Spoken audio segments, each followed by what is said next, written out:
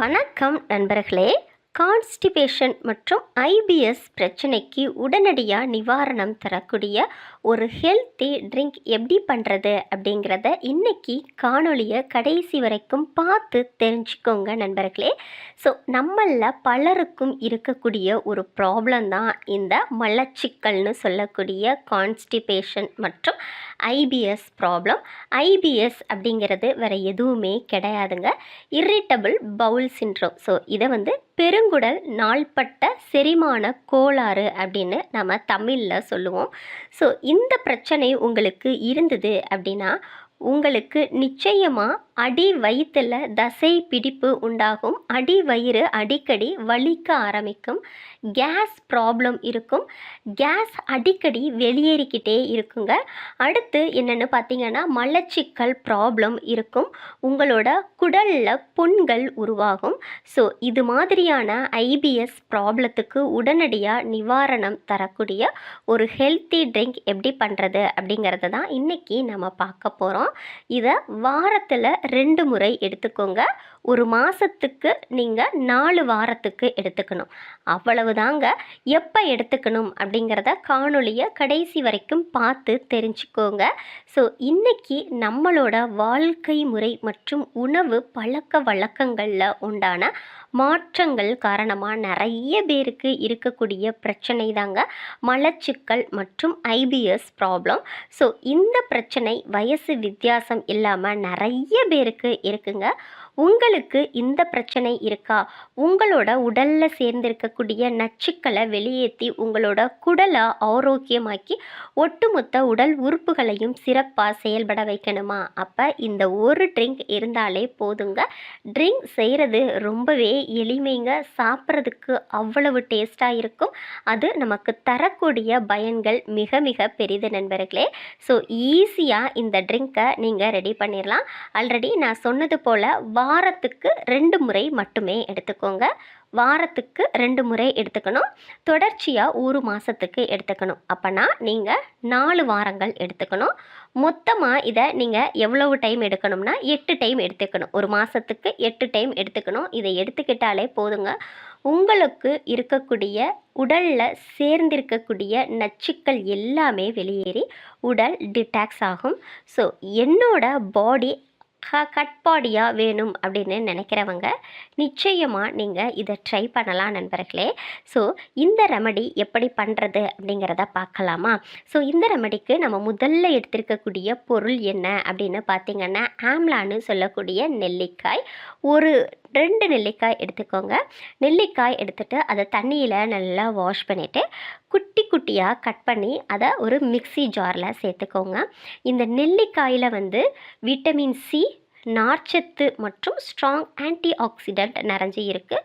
So இது நம்மள வயிற்றில் சேர்ந்திருக்கக்கூடிய நச்சுக்களை வெளியேற்றி உடல் ஆரோக்கியத்தை அதிகப்படுத்தி கொடுக்கும்.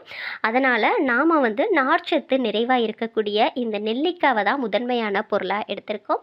இது வயிற்றில் இருக்கக்கூடிய புண்களை குணமாக்கி வயிற்றுக்கு இதம் கொடுக்கும், வயிற்றில் சேர்ந்திருக்கக்கூடிய நச்சு கழிவுகள் எல்லாத்தையுமே வெளியேற்றுங்க.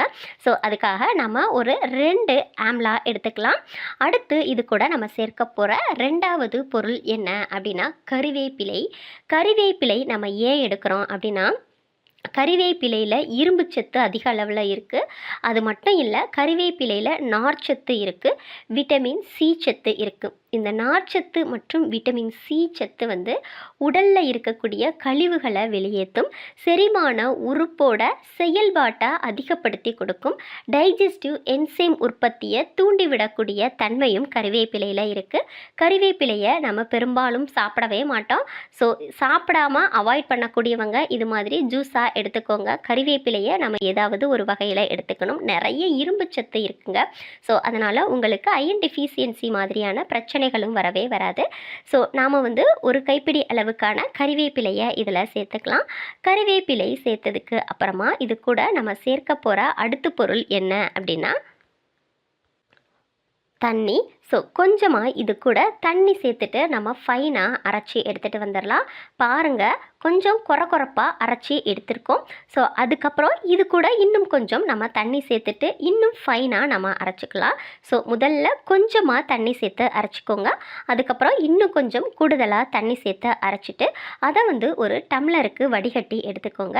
வடிகட்டிட்டு அது கூட நாம் கொஞ்சமாக 1 டீஸ்பூன் அளவுக்கு லெமன் ஜூஸ் சேர்த்துக்கலாம்.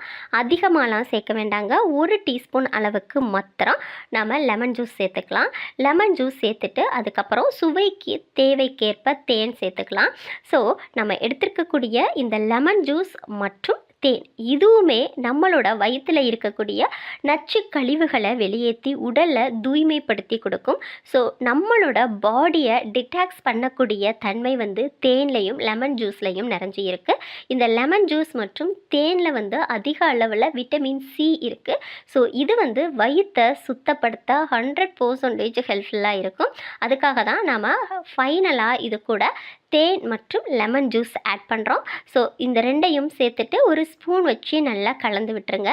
கலந்துட்டு இதை எப்போ சாப்பிடணும் தெரியுமா? காலையில் எந்திரிச்சதும் வெறும் வயிற்றில் சாப்பிடணுங்க. இதை சாப்பிட்ட கொஞ்ச நேரத்திலேயே உங்களுக்கு மலம் வெளியேற ஆரம்பிக்கும். அதே போல் முக்கியமான குறிப்பு என்னென்னா, இந்த ஜூஸ் சாப்பிட்டதுக்கு அப்புறம் 2 மணி நேரத்துக்கு நீங்கள் வேறு எந்த உணவுகளையும் சாப்பிடவே கூடாது. ஸோ அதனால் காலையில் எந்திரிச்சதும் ஒரு 5 மணிக்கெல்லாம் இந்த ஜூஸை ரெடி பண்ணி நீங்கள் எடுத்துக்கோங்க. 5 மணிக்கு எடுத்துக்கிட்டீங்க அப்படின்னா இந்த ஜூஸ் குடித்த ஒரு அரை மணி நேரத்துக்குள்ளேயே உங்களோட வயிறு நல்லா ஃபங்க்ஷன் ஆக ஆரம்பிக்கும். அதனால் வயிற்றில் இருக்கக்கூடிய கழிவுகள் எல்லாமே அப்படியே உங்களோட ஆசன வாய்க்கு கொஞ்சம் கொஞ்சமாக வர ஆரம்பித்து மலம் வெளியேற ஆரம்பிக்கும். ஒரு சிலருக்கு ஒரே டைம்லேயே உடலில் சேர்ந்திருக்கக்கூடிய நச்சுக்கள் எல்லாமே மலம் வழியாக வெளியேறிடும். ஒரு சிலருக்கு இன்னும் ஒரு முறை கூட வரலாம். ஸோ அதிகமாகலாம் வராது. பேதி வரும் அப்படின்னு நீங்கள் நினைக்கிறது ரொம்ப தப்பு. பேதிலாம் வராதிங்க. நார்மலாக நீங்கள் ஒரு நாளுக்கு ஒரு முறை மலம் கழிக்கிறீங்க அப்படின்னா இந்த ஜூஸ் எடுத்துக்கும் பொழுது கூடுதலாக ஒரு முறை மலத்தை வெளியேற்றுவீங்க. அவ்வளவுதான். பேதி வராதுங்க. நிறைய பேர் உடலில் இருக்கக்கூடிய கழிவுகளை வெளியேற்ற ரொம்ப கஷ்டப்பட்டு பேதி மாத்திரைகளை வாங்கி சாப்பிடுவாங்க. பேதி மாத்திரையெல்லாம் எடுத்துக்க வேண்டாங்க. இதுதான் நேச்சுரலான வழி. ஸோ இந்த ஒரு ஜூஸை சாப்பிட்டாலே போதும். உங்களோட வயிற்றில் இருக்கக்கூடிய நச்சு கழிவுகள் எல்லாமே வெளியேறி ஒட்டுமொத்த பாடியும் டெடாக்ஸ் ஆகும். நண்பர்களே, உடலை நம்ம எப்போவுமே தூய்மையாக வச்சுருக்கணும். ஸோ இந்த ஜூஸை குடிக்கும் பொழுது நீங்கள் அரை மணி நேரத்துக்கு அப்புறம் மலத்தை வெளியேற்றுவீங்க. இந்த ஜூஸ் குடித்ததுக்கு அப்புறம் 2 மணி நேரம் வரைக்கும் வேறு எந்த விதமான உணவுகளையும் சாப்பிடக்கூடாது. அதனால் காலையில் எந்திரிச்சதும் 5 மணிக்கு இந்த ஜூஸை நீங்கள் சாப்பிடுங்க. அதுக்கப்புறம் 7 மணிக்கு நீங்கள் வேறு ஏதாவது ஒரு உணவுகளை எடுத்துக்கலாம். ஆல்ரெடி நான் சொன்னது போல் இந்த ஜூஸை நீங்கள் வாரத்தில் 2 முறை எடுத்துக்கோங்க. மாதத்துக்கு 4 முறை எடுத்துக்கோங்க. அவ்வளவுதாங்க. 4 வாரம் எடுத்துக்கிட்டாலே போதும். உங்கள் உடலில் இருக்கக்கூடிய ஒட்டுமொத்த கழிவுகளும் மனவழியாக வெளியேற ஆரம்பிக்கும். உடல் தூய்மை அதிகமாக ஆரம்பிக்கும். அதே போல் ஒரு சிலருக்கு மலம் கருப்பாக வெளியேறும். அதுக்கு காரணம் என்ன அப்படின்னா, குடலில் உருவாகக்கூடிய இரத்த கசிவு தாங்க. குடலுக்கு உள்ளேயே ரத்தம் கசிய ஆரம்பிக்கும். அதனால தான் ஒரு சிலருக்கு இந்த மலம் ரொம்ப கருப்பாகும். ஸோ அசிடிட்டி, அல்சர் இது மாதிரியான பிரச்சனைகளை போக்கக்கூடிய தன்மையும் இந்த ஜூஸில் நிறைஞ்சி இருக்குது. ட்ரை பண்ணுங்கள். நம்ம சேனலை இப்போ வரைக்கும் நீங்கள் சப்ஸ்கிரைப் பண்ணலைன்னா உடனடியாக சப்ஸ்கிரைப் பண்ணுங்கள். இந்த வீடியோ பயனுள்ள வகையில் இருந்ததுன்னா லைக் பண்ணுங்கள், ஷேர் பண்ணுங்கள், கமெண்ட் பண்ணுங்கள். இது வரைக்கும் நம்ம வீடியோவை பார்த்தமைக்கும் பகிர்ந்தமைக்கும் நன்றி.